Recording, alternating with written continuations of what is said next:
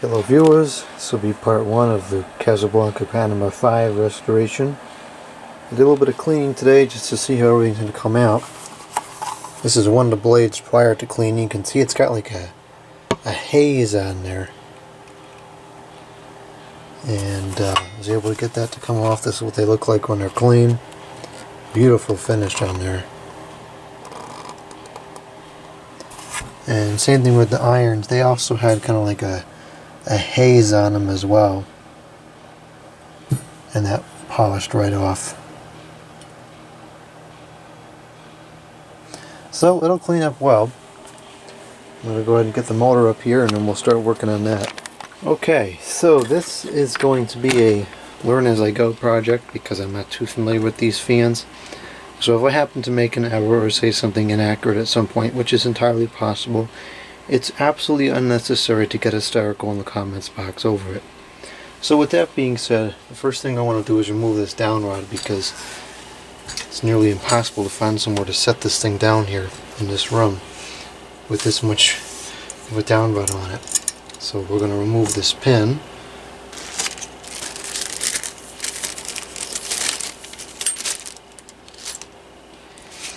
And see if I can unscrew this.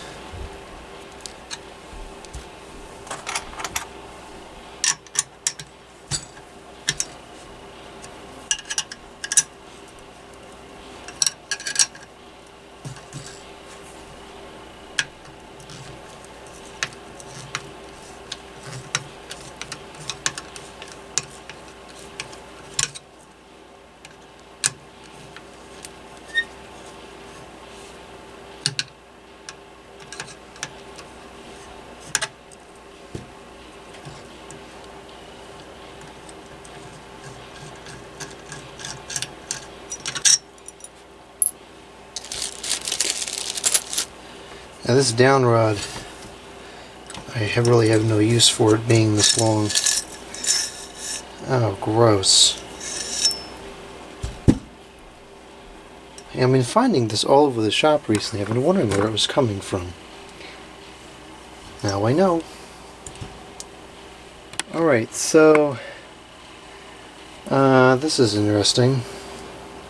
Clearly I have to do some more research on these kind of fans because I thought this required a 4-wire control because I saw 2 black wires thinking that one was fan and one was light, and it seems to be implicative of the fact that, you know, it has fan and light outputs on there, but there's only 2 wires in a fan, so I don't see how this could possibly be a 4-wire connection.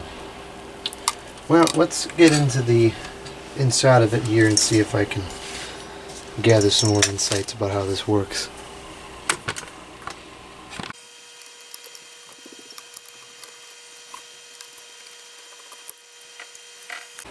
Lovely, we have more bug remnants or whatever that is in the switch housing. Alright, so there's no electronics in there, so I guess everything must be within the motor housing itself.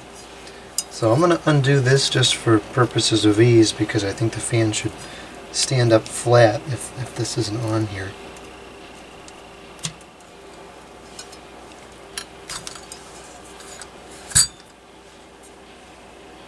And if I do install this somewhere, I will be using this light kit because this is a very interesting light kit. It's a 2-tone finish kind of a thing. Normally I don't like 3 light kits, but this would be one of the few exceptions. It's kind of a nice one. Alright, so I guess the next thing to do will be to remove the motor housing into 2 pieces. Something tells me I'm going to immensely regret doing this when I go to put it back together, but it has to get done either way.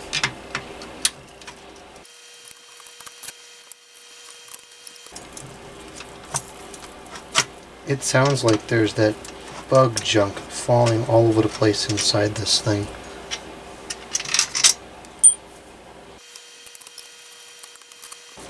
And I can't get this one piece off of here. Oh dear.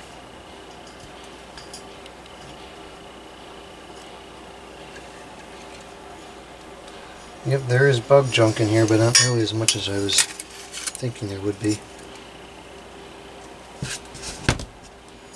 Okay, well this is just taped together. That's interesting.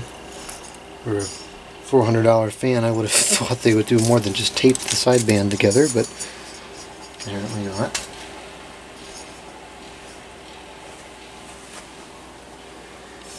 So here's the inside, all that dreaded IntelliTouch nonsense in there.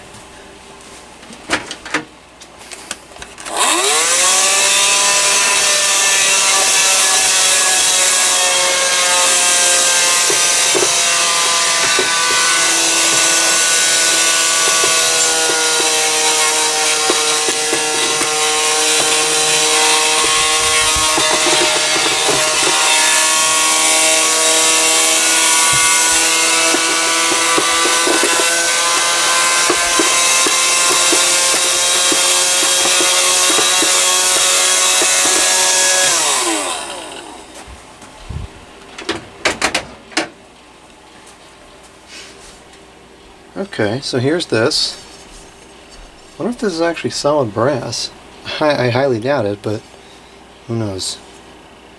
Anyways, that's good. I'll set this aside for now. So here's the motor. Those bearings are going to have to get replaced. Everything looks satisfactory on the board. Of course, it doesn't mean it's necessarily okay, but jeez.